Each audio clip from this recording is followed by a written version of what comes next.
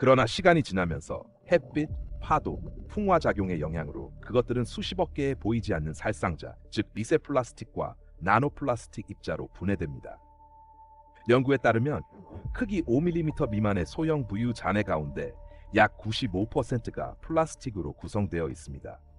이미 전 세계 해양의 표면에는 350조 개가 넘는 미세 플라스틱 입자가 떠 있으며 그 수는 빠른 속도로 계속 증가하고 있습니다. 그러나 해양의 심층에는 이보다 훨씬 더 많은 셀 수 없이 수조 개에 달하는 입자들이 존재하여 보이지 않지만 거대한 오염 영역을 형성하고 있습니다. 그리고 이것이 전부가 아닙니다.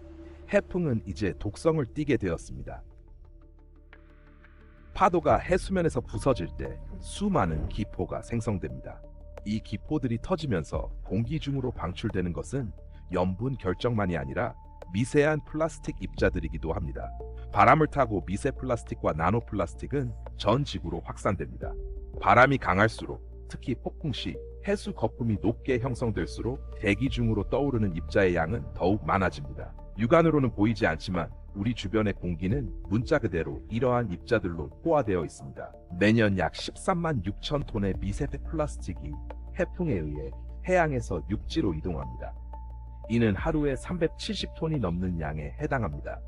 대기 중에서 플라스틱 입자들은 기류를 따라 수천 킬로미터를 이동합니다. 이들은 이슬 속에 침착되거나 눈과 비와 함께 지표로 떨어집니다. 그 영향은 해안과 연안 지역에서 가장 먼저 그리고 가장 직접적으로 나타납니다.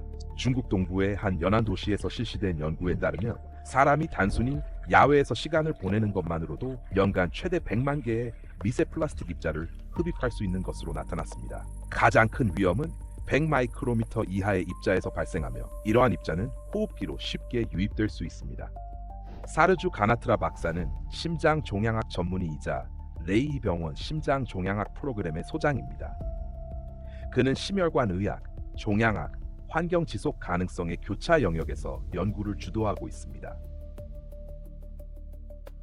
그의 연구에 따르면 이는 미국 신경학회에 발표되었는데 해안 지역에 거주하는 사람들은 뇌 기능 및 이동성 장애의 위험이 증가하는 것으로 나타났습니다. 이러한 위험 증가는 해당 지역의 물, 공기, 토양의 미세 플라스틱이 고농도로 존재하기 때문입니다. 실제로 매우 경고할 만한 사실은 해안가 근처에 거주하며 해수의 미세 플라스틱 농도가 높은 지역에 사는 사람들에서 다양한 심혈관 질환, 뇌졸중, 당뇨병 및 기타 대사 질환의 발생률이 높다는 점입니다. 또한 인지 기능, 이동 능력, 자기 관리 능력에도 장애가 나타나며 독립적으로 생활할 수 있는 능력 역시 이 집단에서 상대적으로 낮게 나타납니다. 연구자들은 미국 전역 258개 연안 카운티 주민들의 건강 데이터를 분석하고 질병통제예방센터 CDC 보고서와 환경 내 미세 플라스틱 오염 수준을 비교했습니다. 그 결과는 주목할 만합니다. 기억력 및 인지기능 장애는 미세 플라스틱과 나노 플라스틱 농도가 높은 지역 주민에게서 낮은 지역보다 9% 더 자주 발생했습니다. 운동 기능 장애는 6% 빈번하게 나타났습니다. 옷 입기나 위생 관리와 같은 자기 관리 어려움은 16% 흔했습니다. 재정 관리나 장보기 등 독립적 생활 능력 부족은 8% 많이 관찰되었습니다. 연안 지역에서는 미세 플라스틱과 나노 플라스틱 농도가 내륙보다 훨씬 높기 때문에 사람들은 이미 건강뿐만 아니라 생명까지 대가를 치르고 있습니다. 사르주 가나트라 박사가 주도한 연구에서 과학자들은 미세 플라스틱 수준이 높은 지역과 낮은 지역을 비교했습니다. 그러나 여기서 중요한 질문이 제기됩니다. 오늘날 낮은 수준이란 과연 무엇을 의미하는가? 이를 이해하기 위해 수치를 살펴보겠습니다. 가나트라 박사는 낮은 오염 수준을 바닷물로 채운 욕조 200개당 플라스틱 입자 1개로 정의했습니다. 처음 들으면 미미하게 느껴질 수 있습니다. 그러나 그 단일 입자가 나노 규모로 분해되면 입자의 수는 수십 배, 수백 배가 아니라 수백만 배로 증가합니다. 간단한 계산을 고려해 보겠습니다. 가정해 보겠습니다. 한 개의 미세 플라스틱 입자 부피가 단 1세제곱밀리미터, 즉 모래알 정도 크기라고 합시다. 시간이 지나면서 이 입자는 수많은 더 작은 조각으로 분해됩니다. 이제 이 단일 미세 입자가 직경 약 100나노미터 크기의 조각으로 분해된다고 하면 약 1조 개의 입자가 생성됩니다. 만약 크기가 10나노미터까지 줄어든다면 그 수는 10, 즉 흰경계의 나노플라스틱 입자가 단일 미세 입자에서 만들어지는 셈입니다. 그렇다면 실제로 이것은 무엇을 의미할까요? 오늘날 사실상 존재하지 않는 깨끗한 물 한 컵에도 약 500만 개의 나노플라스틱 입자가 포함될 수 있다는 의미입니다. 사람의 몸으로 보면 단 한 컵의 물만 마셔도 최소 500만 개의 세포가 위험에 노출될 수 있습니다. 그렇다면 이 낮은 오염 수준을 정말로 안전하다고 말할 수 있을까요? 우리 몸에 들어오는 500만 개의 나노플라스틱 입자 각각은 염증을 유발하고 저산소 상태를 만들며 뉴런 간의 신호 전달을 방해할 수 있습니다. 이러한 영향은 항상 즉시 눈에 띄는 것은 아닙니다. 가벼운 두통, 가끔의 피로, 불안감, 집중력 저하 등은 인지기능 저하, 신경퇴행성 질환, 장애, 궁극적으로 사망을 알리는 초기 경고 신호일 수 있습니다. 이러한 증상은 특히 연안 지역에 거주하거나 장시간 머무르는 사람들에게서 뚜렷하게 나타납니다. 그리고 이들의 건강 악화는 초기 경고 신호일 뿐만 아니라 전 세계적으로 진행 중인 훨씬 더 큰 위기의 반영입니다. 지중해 연안 국가들이 적절한 폐기물 관리 시스템을 갖추고 있지 않다고 빈도우드 교수가 말했던 것을 기억하십니까? 연구에 따르면 이 지역의 미세 플라스틱 농도는 북태평양, 그곳의 대형 태평양 쓰레기 지대가 위치해 있음보다 약 4배나 높습니다. 또한 이미 알려진 5개의 가시적인 쓰레기 지대 외에 연구자들은 지중해에서 6번째 쓰레기 지대를 확인했습니다. 이는 대부분 미세 플라스틱으로 구성되어 있어 보이지 않는 지대라고 불립니다. 다른 해양 쓰레기 지대가 인구 밀집 해안에서 멀리 떨어져 있는 것과 달리 이 지중해 지대는 51개국으로 둘러싸여 있으며 약 5억 명의 인구가 거주하고 있습니다. 우리는 이 지대가 지구상에서 가장 위험한 쓰레기 지대라고 말할 수 있습니다.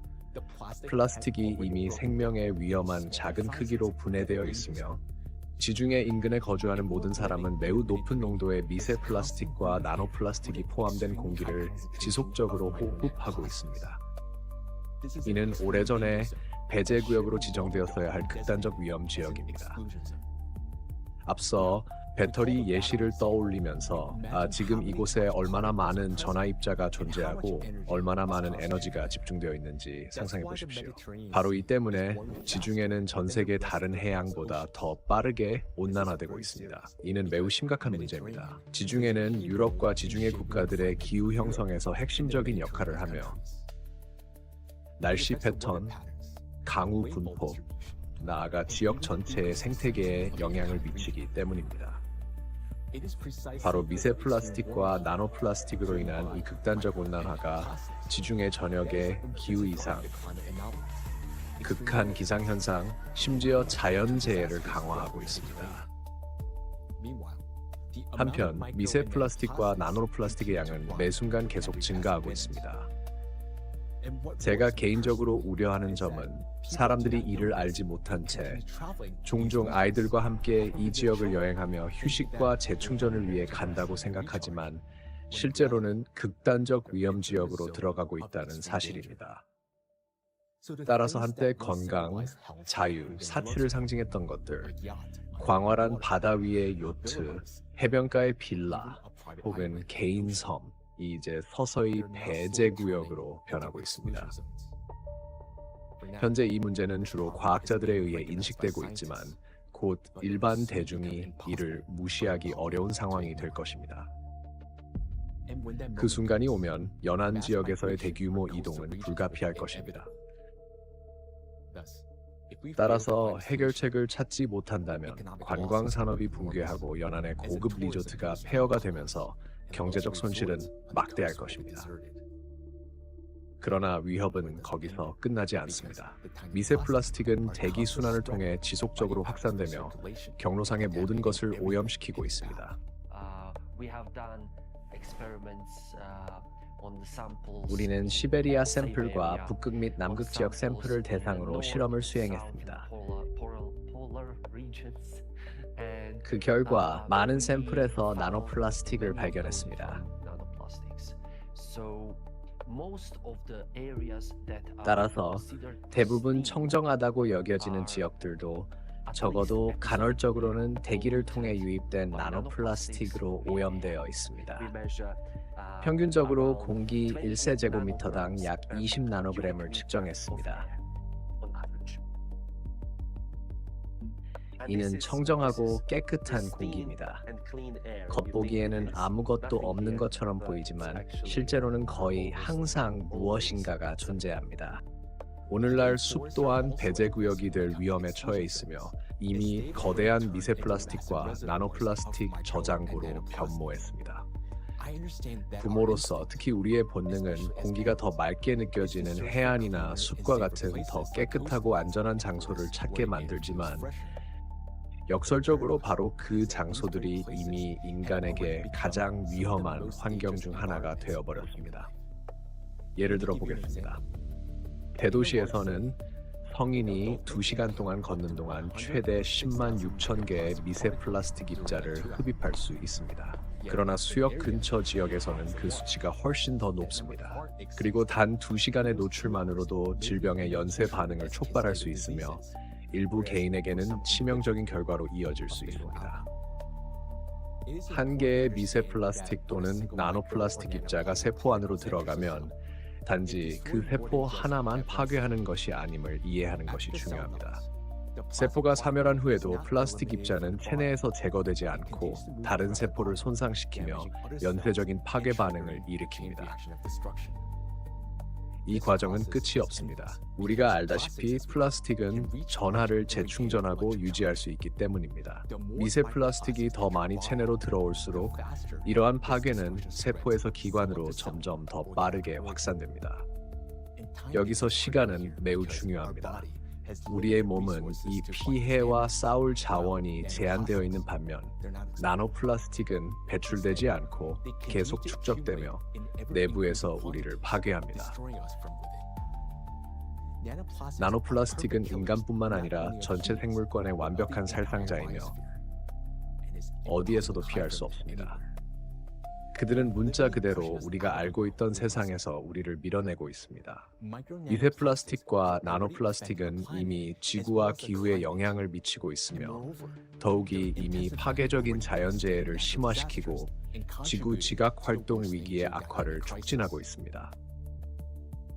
기후와 플라스틱, 단일 파괴의 순환. 세계 해양은 지구에서 가장 큰 시스템으로 기후를 조절하고 산소의 주요 공급원 역할을 합니다. 해양과 대기는 하나로 연결된 기후 시스템을 형성합니다. 물은 막대한 양의 열을 흡수하고 저장하는 놀라운 능력을 지니며 온도는 서서히 상승합니다. 이렇게 축적된 열은 전 지구적으로 고르게 분배되며 대기로 전달됩니다. 해양이 지구 내부의 열을 효율적으로 방출하는 이러한 특성은 극단적인 기온 변화를 방지하고 기후 안정에 기여합니다. 그러나 미세 플라스틱과 나노 플라스틱으로 인한 대규모 해양 오염은 이 정교하게 조율된 메커니즘을 방해하고